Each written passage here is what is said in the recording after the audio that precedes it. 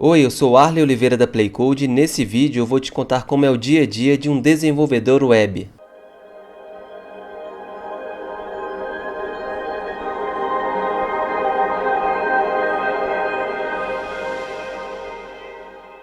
Quando eu digo desenvolvedor web, eu estou me referindo ao programador que cria sistemas para serem acessados pelo navegador, seja em uma intranet de uma empresa ou até mesmo pela internet mesmo. E já que estamos falando de um programador, ele precisa conhecer uma linguagem de programação que rode no servidor.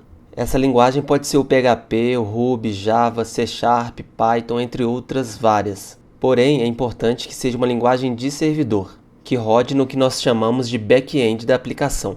Não necessariamente um desenvolvedor web precisa saber tecnologias de front-end, mas é desejável que saiba pelo menos o básico de HTML e CSS. Para eu falar aqui como é o dia a dia de um desenvolvedor web, vai depender muito do tamanho da equipe. Se o programador trabalha sozinho, em uma startup ou prestando serviço como freelancer, ele necessariamente vai ter que fazer toda a parte do código, tanto o back-end quanto o front-end. Se ele conhecer de design, front-end e back-end, ele consegue criar uma aplicação inteira sozinho. Já se ele não conhecer de front-end, ele vai ter certa dificuldade, porque um sistema web, pelo menos metade dele é feito com tecnologias web, o HTML, o CSS e o JavaScript. Ele pode até usar o HTML e o CSS sem saber muito bem, só que não vai dar certo. No final das contas, a aplicação ficaria muito ruim, a parte da interface. Nesse caso, existem algumas opções que são comumente usadas no mercado. Para ajudar nessa falta de conhecimento do front-end, geralmente o programador conta com a ajuda de um framework de interface,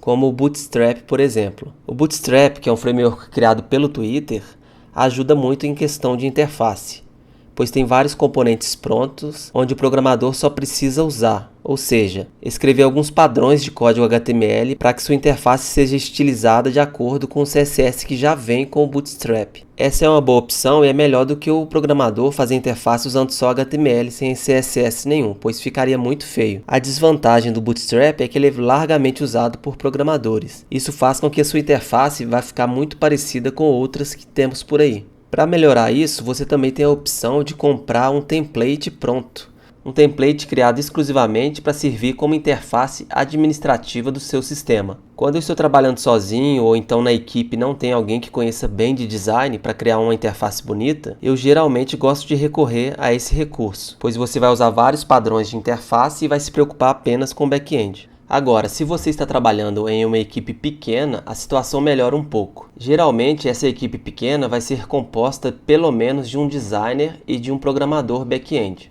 Pode acontecer também de ter um programador front-end. Se isso não acontecer, essa função de front-end vai ter que ser absorvida ou pelo designer ou pelo programador. É comum encontrar designers que conhecem também de HTML e CSS. E também é comum encontrar programadores que conheçam de front-end, do HTML e CSS também. Na minha visão, a situação ideal é que o designer também conheça de front-end, para ele assumir aí o papel de web designer. Ele cria o design e também transforma isso em código HTML e CSS. E depois passa essa interface para o programador conectar ao banco de dados e implementar as regras de negócio do sistema.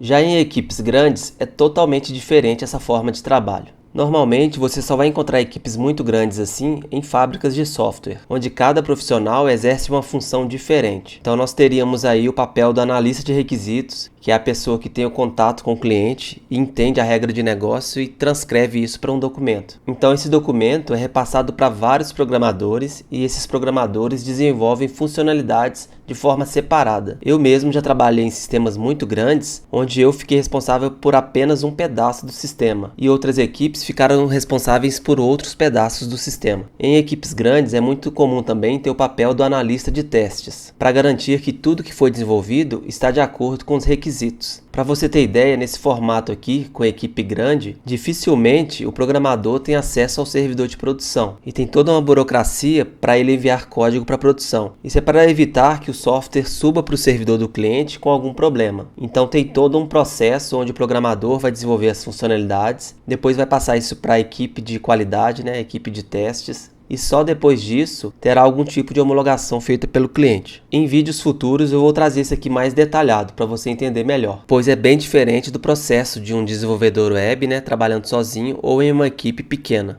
Bem, é isso aí, eu espero que você tenha gostado do vídeo. Se gostou, dê um like, comente e compartilhe com seus amigos. Grande abraço, até mais e tchau!